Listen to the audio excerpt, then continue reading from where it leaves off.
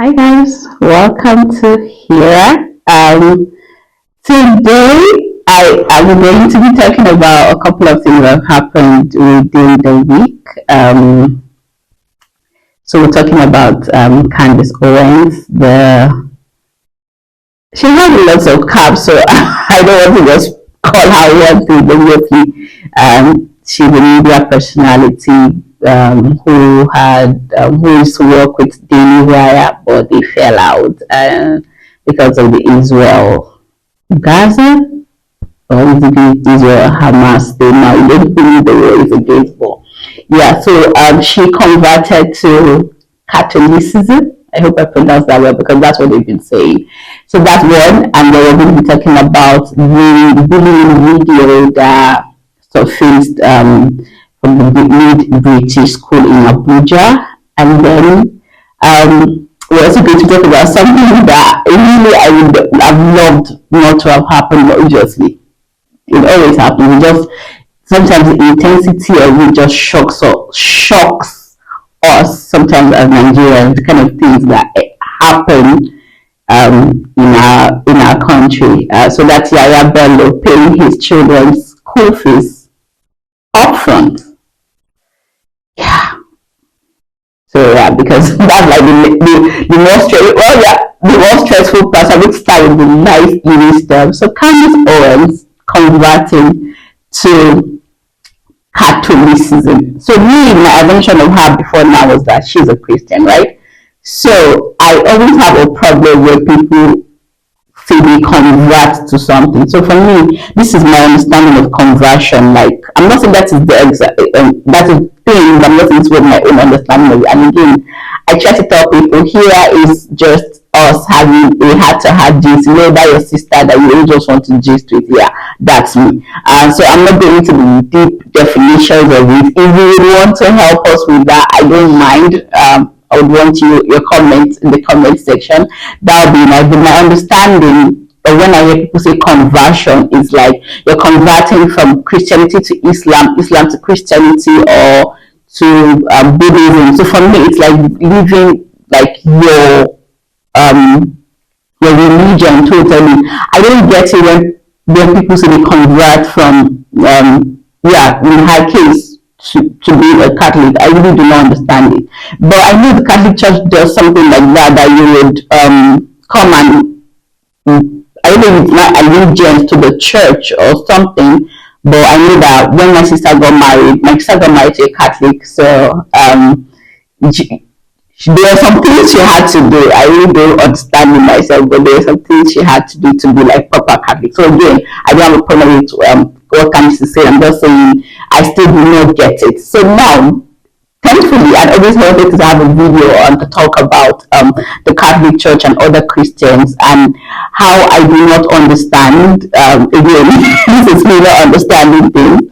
How I do not understand how people keep saying, "Oh, the Catholic Church worships Mary," like they are not praying to Jesus directly, even though they have access to Jesus.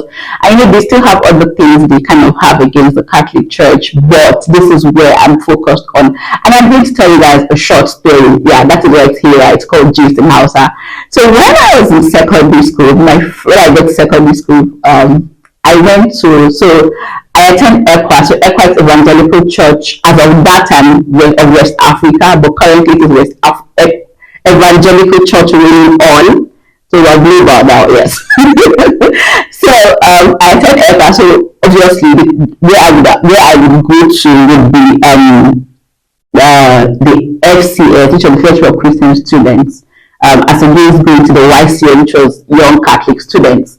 So they had this program and I was super excited to go to church because I was still a bit tiny.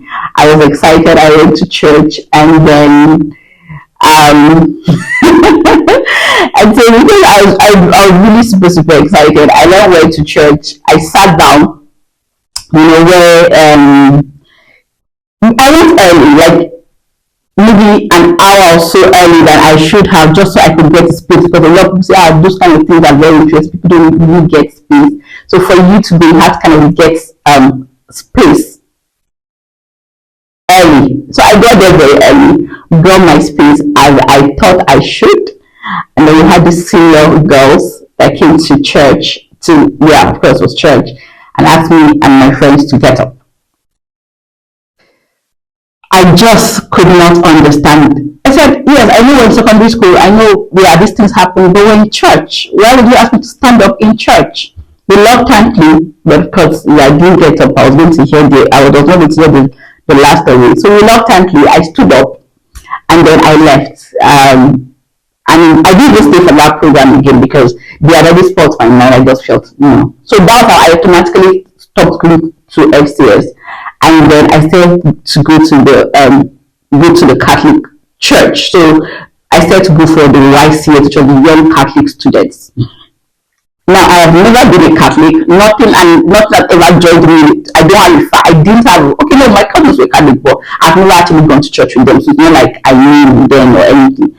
So I've never been a Catholic, but to me, I just felt, why would I go to church and somebody now decides to tell me to stand up if I've already kept a seat, or I sat down there, I came early, you should have come early, you were there to sit down.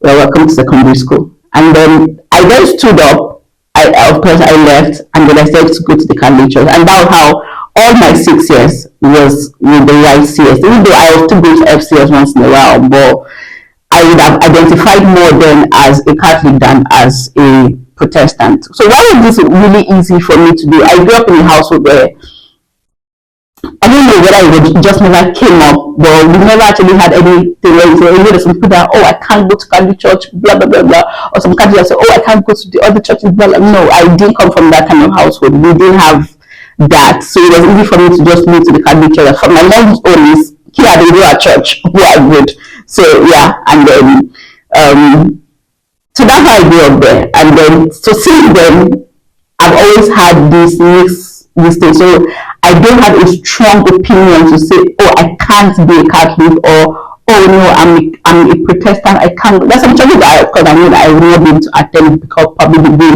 they do their things. But to say convert to, I'm not sure, because in my head I think we're all Christians. So what are you converting to exactly? Are you converting to your doctrines? Are you converting to your way of doing things or your culture there? Or what exactly are we converting to? Now, there's this other church, it's here, so let's just, so there's this other church that I actually, so there's someone who asked for my hand in marriage at some point, but my issue was the church he attended. We go to church on Saturdays, and then we also had this conversion thing. So you have to convert, you have to say you are people of their church and blah blah blah blah blah. And it has lots of do's and don'ts. So I went to this church, and then I thank God the day because everybody was like, the man is a good person, and seriously, he was a great person. Like from where I could see him, he was a good person. The church was just what I wasn't sure of. So I said, okay, fine. Everybody was in my head, Jamila, so I'm like, okay, let me go to the church and see it's something I can do, right? So thankfully, the day I went to the church, of course, it was Saturday church. The day I went to the church, some people were converting, and then there was this girl, interestingly, who was from my church, who got married to that church, to somebody in that church that day. So I met her when I went there, and then she was, because she had gotten married there, she had to not take the I don't know if it's called, I don't know if it would be called an oath of allegiance, but it was something like that. So she then went to, they then called them out, and then they had to say, I believe in the clinical of the church, what. So at that point, I was convicted that I don't want this. I want to be able to go to any church because I'm a Christian, right? The way you do it different, though. I'm a Christian. This is my father's house. I can't be converting to, I can't be giving allegiance to Jesus. I can't be allegiance to a church, right? That's where I was thinking. So when I went there, I'm like, this is not for me. So again, as I said, I really do not understand some of these things, and maybe that's another thing. And then one more point about the Catholic Church before I move on, because this is really why I wanted to do my initial video. You know, this thing that people say, people in the Catholic Church ask me to pray for them, clinical. I've attended the Catholic Church for a good number of years, as I said, all through my secondary school, and then sometimes I still go. So, like, I don't feel like when I go to the Catholic Church, I don't feel odd. is a church. Yes, they do mass differently, unlike what I would have experienced in my own ECWA church or any other Pentecostal or Orthodox church, as any way you want to call it that makes you feel comfortable. So people will tell people, pray for us, right? It's not that you can't pray to Jesus directly, but why you make it look like they only ask Mary to pray for them? And one thing I also did not mention is that when I was attending FCA and YCS, so in the morning we would have mass, and then by 10 o'clock, 10 a.m., we then have charismatic. So when the charismatic people come, we were praying. In fact, those people were speaking in tongues. So for me, I wasn't even missing out on anything, because both the charismatic and then the other both the charismatic and then the mass were like cool for me, and it was fine. And somehow, I don't know if it happened to any other person, I never had to leave my seat for anybody during my period in school. So yeah, so when people say, oh, they ask me to pray for them, you also ask your pastor to pray for you sometimes. So what's the difference between you, because your own is not organized and their own is not organized? And again, it just, I really, I don't want to go that deep, but again, yes. So, so moving on, that is my take on the conversion thing. I don't understand how Christians say they are converting to one church to another, long and short of this gist. So now, this second one, I will not put any videos concerning this issue, because I don't want to contribute, because these are young people, whether as the aggressor or the person who was being that somebody was being aggressive to, I would not play that video, because they are all still young people. They think they know what they are doing, but they don't know what they are doing. That's the truth. So in that video, what I heard, and obviously it was more like maybe somebody gave Buna another gossip and said somebody broke somebody's heart. They just obviously, for me, like she had just came back to this other person, and then this person thought it was a good thing to ask her. And this is really creating the story, so then that's what happened. So it was a good thing to ask the other person, who broke my heart? What's the name of the boy? But somehow she felt she had so much power. Why don't I join it with slaps when I'm at it? Now this is really smiling. That video was not funny. And then she kept slapping this girl. And you know, really the task, as you could see, the girl's face had already gotten swollen and all that. Now a lot of interaction, a lot of comments came on after this. Some said, oh, my child will not slap Daniel Bola, because the girl that was being slapped was Namtira, I'm pronouncing my name correctly, Namtira Bola. And then the brother said, oh, that's not my child. Even if it were my child will not take him that way. Now, to a lot of people who had that argument, this girl was not just, she was probably sitting there alone, and you had other people surrounding her, right? And then number one, the person who was recording, and then you had one young man there. You also had one other girl whose face was not shown, that was also slapping her. And then you also had the Mariam, I'm not sure, who was probably the person that was involved majorly in the whole thing. And then you are now saying that this girl should do what? Hit back or fight back, like we do not have pounced on her. This is my thinking. I don't know if that's what the girl was thinking, but really, we do not have pounced on her in that situation. For me, I felt the girl I would really give my heart off for her for being calm in that situation, and she was just quiet. And then they kept slapping her, and she was just quiet, didn't say anything. Except I think she muttered something, and then adjusted her cab. But again, back to the bigger picture, bullying. It's everywhere. You have bullies everywhere, every single way. Some bullies are even your friends. Some bullies are in places of authority. Sadly, sometimes you have them in our churches, you have them in society, you have them in school, like you have them everywhere. You even have teachers bullying there. And then I remember that this thing we used to have in my secondary school, where we say we had junior from 5 and senior from 5. Now, what junior from 5 means is that amongst equals, there are equals. So junior from 5, because that is, we are all the same class, right? And senior from 5 are not on the same social strata. I'm speaking English. They're not on the same level. Do you understand? So when a senior from 5 person is talking, the junior from 5 will be lucky that they allow them to have an opinion in their conversation. So in my head, I'm thinking probably Namtira and Maya fall under those two stratas of junior whatever and senior whatever. Now to the bigger picture, what do we have in the society? What do we teach ourselves in the society? Because this thing that gives us a bigger picture. Someone say, "Oh, she should have slept back." I was really a few people who were commending that young girl for just being calm. Because really, what should she have done? Right? And again, the people who have been saddled with the responsibility of taking care of these children, I really don't know. But I think we, even as from home, need to just keep telling people to be confident in themselves, right? Now, I'm going to end this with a story to buttress my point. I had a group of friends while I was in secondary school. Now, this was not me trying to be all confident, all knowing, or all anything. It's just something I just felt had to happen. So I was friends with these people for a period of time, since probably when I started, and they were like, there's this safety net you feel when you have a group of people as your friends. So we were together for a period. Assignments, I was reading, they would copy my work. It was not a big deal. Even though at some point one of my teachers came, I think that was probably when I was in GS2 or 2 or SS1, one of those ones. And then the person called and said, "Panja, did you call the person's surname? Or did this person copy from you?" Of course, we were all quiet because we knew that it was my work, but I wouldn't have said anything at that point. Now I'm just talking about this safety net that we think we feel when we are with certain kind of friends, and then the social ladder they help us climb.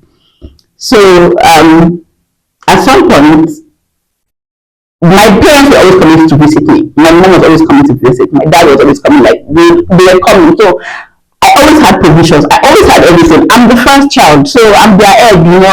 Everything they were trying to do everything. First, secondary school picking, everything they were doing. So I was doing well. So these other people were living in Lagos. That's all I'm going to say about them.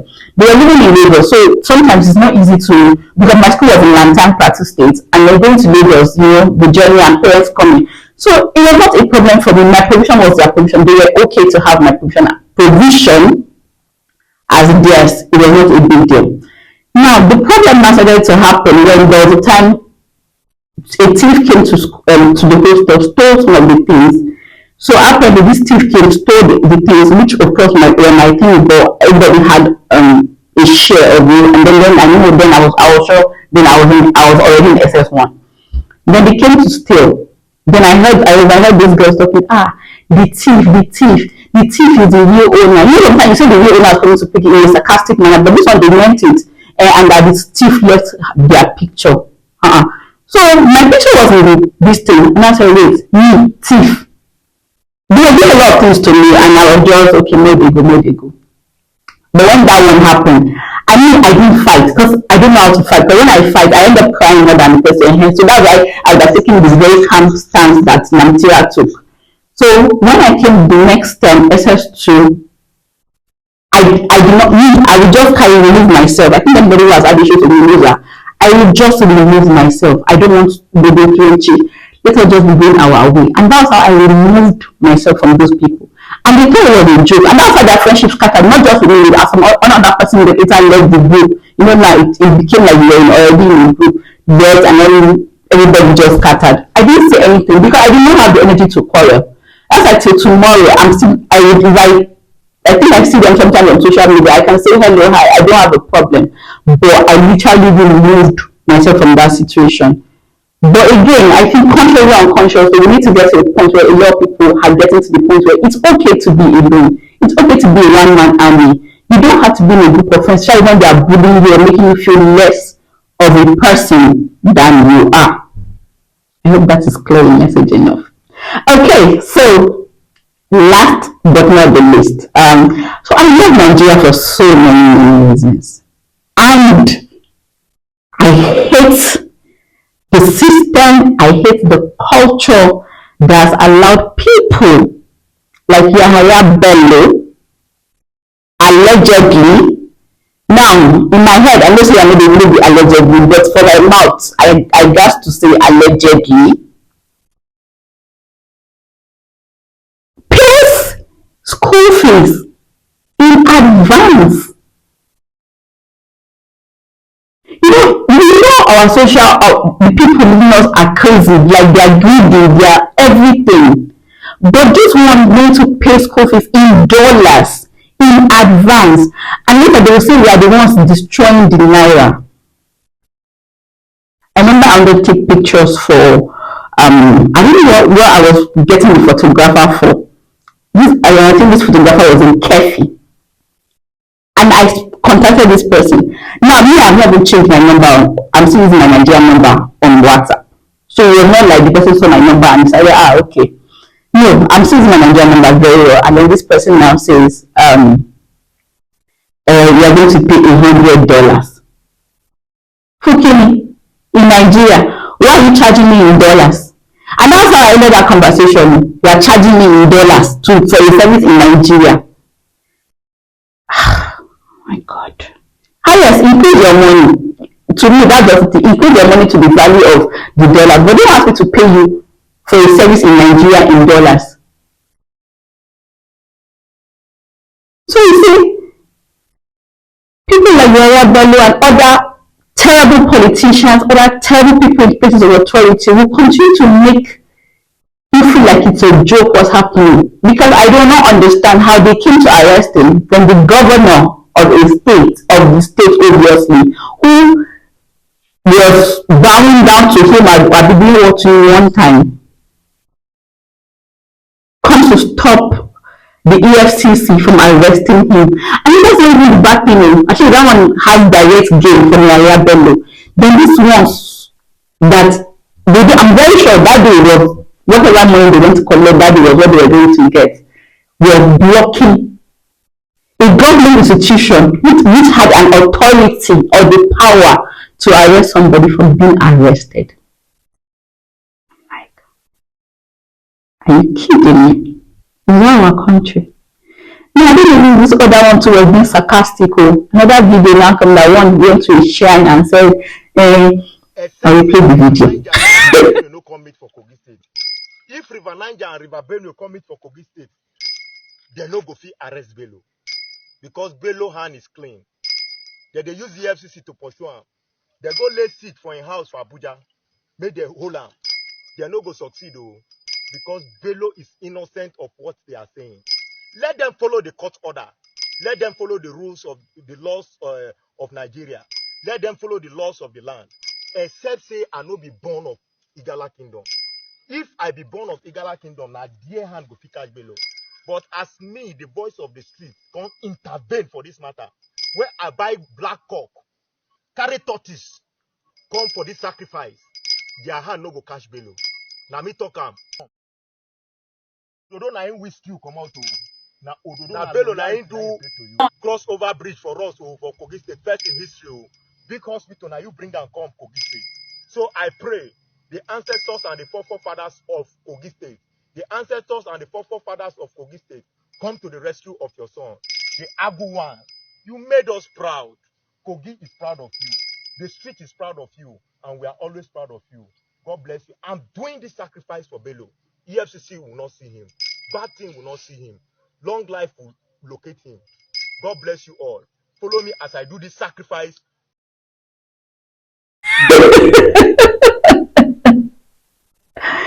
So, and then you ended that video with God bless you, I'll be waiting. So I'm confused. Which of the God? The one of the water, the one of what? I'm just trying to make light of these situations, but it's not funny. It's bad roads, it's lack of electricity, it's lack of social amenities, and it is what has perpetually kept Nigerians in a place where even when we want to try to say this is not what we want, they have suppressed so many of us that they cannot see beyond their stomachs, right? Because in the last election, whenever I get angry people say, oh, Nigerians deserve their leaders, I'm like, are you okay? You don't see what you are voting for. If I can afford to go and actually cast my vote for somebody I believe in, my neighbor might not have that capacity to do that. Not necessarily because they don't believe the other person is a good person, but they are hungry. And then the country, the system, the people in power have made it okay. They made it so in a way that any which way I am going to control you, that you will not get anything for yourself. So somehow, I am going to be your Lord. So somehow, I'm going to be your Lord. I'm going to be your everything. So you do not have the capacity to come and say, oh, I want to vote for who I want to vote for. Even those of us that wished it to go, look at that lady, look at the way they turned her. She went to vote. That was the only thing she wanted to do. And look at how her face became. And somebody sits down on one high and say, oh, Nigerians deserve their leaders. John Terry along, what do you want us to do? Really, what do you want us to do? We're not even united yet. You know, somebody will say, oh, look at what happened in Senegal. Yes, Senegalese are united. They're not saying, oh, I'm Igbo, so it has to be an Igbo guy. Oh, I'm Yoruba, it has to be a Yoruba person. Oh, I'm from northern Nigeria, so it has to be a northerner. They are united. They know what they wanted. So everybody rallied behind what they wanted. Not that somebody will say, oh, okay, no. The former governor, Michael was from my side. So because he was from my side, it has to be that he will continue. Not necessarily for the good of our town or for the good of our country, but because he's from my side. Because in Nigeria, my side, my religion, my people. So every other person can go to hell. I really get very emotional when I talk about Nigeria. And again, as I said, I love Nigeria for so many reasons. And I hate it again for so many reasons. But home is home. We will always go back home. Home is home. And we just pray that we get to the point where our system allows every Nigerian to be a human being. Right? When I mean to be a human being, is that you don't feel less of a person than you are. That somebody does not just sit down and decide that our commonwealth belongs to him and his family, so let's preserve my children's school fees. And then even the one that have never gotten admission yet, they said, if you look at the letter, it said if there's availability. So for somebody, is in anticipation that if this child even gets slot to enter the school, you are people someone that has not even entered the school. So my prayer and I hope is that we don't give up on our country. And I loved what we did during the last election. Even if they still had their own things up their sleeve, but we fought, we tried, we came to the game. We didn't just sit down and say, okay, let them carry you. We tried. We went to vote. I let my 9-month-old baby at home to go and vote. Was going 9 months or 10 months? 10 months, don't mind me. Right? So we tried. So when I met somebody saying you deserve your leader, no, you don't deserve your leader. We would get there. We would get there. And I'm hopeful, very hopeful. And I'm hopeful again because of people who are not giving up on Nigeria. People like Hassan Kuka who are not giving up on Nigeria. People like the Tunde or Nakoyas who are not giving up on Nigeria. People who are saying they are still good people, they are still good policemen, they are still good men in the army, they are still good people in the civil service, they are still good people in the private sector. So we will not give up on our country. When it's time to vote again, and I hope you'll be as excited as I am again to go and vote, until we get it right, until we put the people who we truly deserve, not the people that the conditions with which most of us live in have said, okay, I can collect the 50,000 naira, let me just vote, I beg, let me have food to eat. We will get behind that. Alright guys, until I see you guys next week on here, please like, share and subscribe. Thank you.